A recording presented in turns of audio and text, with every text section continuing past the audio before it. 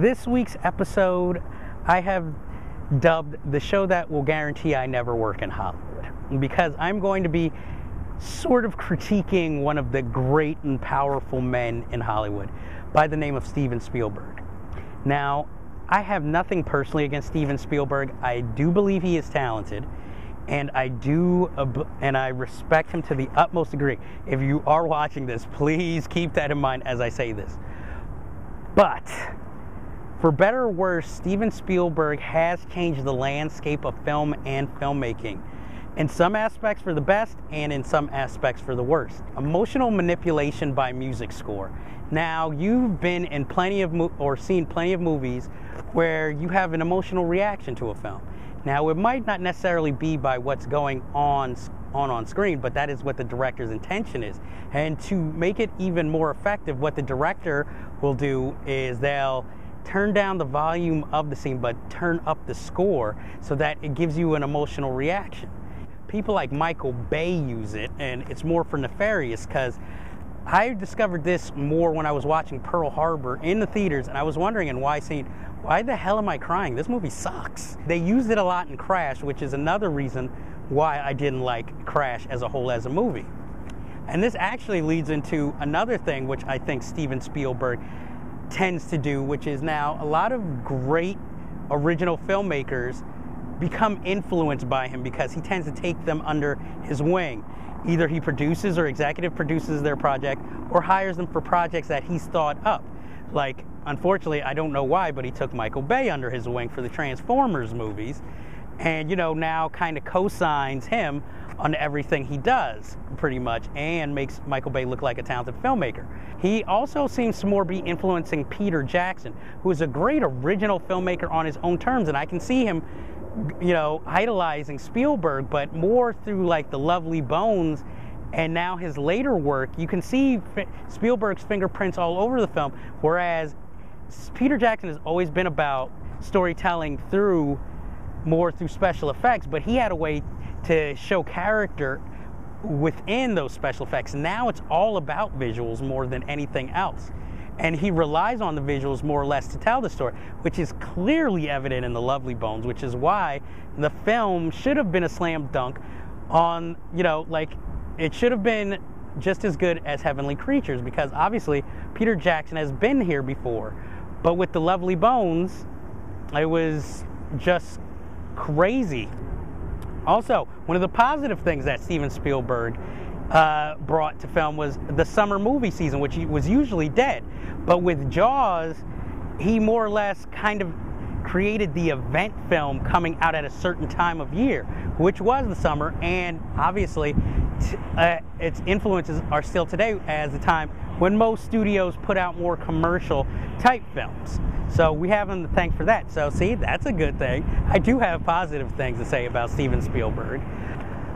A thing that Steven Spielberg has more or less influenced also is that not only making your film long, but your film going on for way too long, where you have 3 possible places where the film could have ended and it would have been fine, but it keeps going and going and going.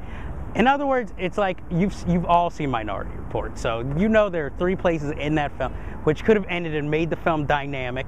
Same thing with AI. Now, there is one thing that Steven Spielberg is without a doubt an expert on, and that is action sequences. He knows how to direct them, he knows how to stage them. That was in fact one of the few things I enjoyed about War of the Worlds were the action sequences, because he knows how to make them grand and great. Look at the beginning of Saving Private Ryan. He also paved the way for blockbuster as a way of personal film. Now, I am not a fan of Close Encounters of the Third Kind in any measure. I can see why people like it, but that's one of the most personal films that Steven Spielberg even admits to. And I feel that through that, a lot of other directors felt that they could do it the same way. Instead of telling a small story, they more wanted to make it a grand story and try to make it play by the rules of the blockbuster while being a blockbuster in of itself. And to me, it just doesn't work. I mean, if you truly want to make a personal story, make it low budget and make it easy. Why does it have to be bigger and better?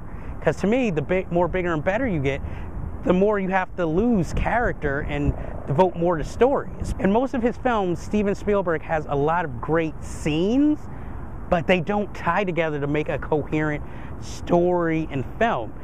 Again, War of the Worlds. How does his son survive the attack? Minority Report has a lot of great scenes, but if you actually look into the logic of half of it, the film makes no sense, and it's based on a great sci-fi work by Philip K. Dick. Steven Spielberg seems to make movies that have great ambition but are essentially disappointments. Now, he has made some great films. I mean, The Color Purple, I have to give it to him. I love that film. I love Jaws, and, you know, I love Saving Private Ryan. You know, there's a handful, because I'm not going to go through his resume because I unfortunately don't remember and don't have time long enough to remember every great film that he made. It's obvious he has a love of film. I can't take that away from him, because just like all of us, he has a love for films that he grew up with. He likes the serials, you know, the Indiana Jones trilogy, obviously. Even though that is obviously, you know, kind of influenced also with George Lucas, but as the director, he also has final say himself. Take the Indiana Jones trilogy. There are 3 great films in there. The 4th, obviously, is horrible, and I won't officially consider it an Indiana Jones film. But you know, in the end, we could blame George Lucas, but as director, Steven Spielberg had a say in it too. So I can say Steven Spielberg has a love of film, and he worked rightfully to where he is currently. I just can't say I can co-sign on everything that he's done. And it reminds me of a quote Pauline Kael put in her Jaws review.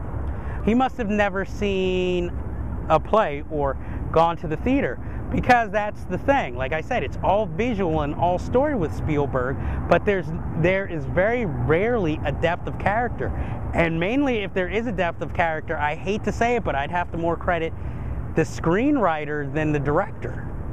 And it's an unfortunate thing. Now, please, Mr. Spielberg, if you ever do watch this, or a friend of Mr. Spielberg watches this, I do respect you to the utmost, and I would put you on my top 50 list of directors.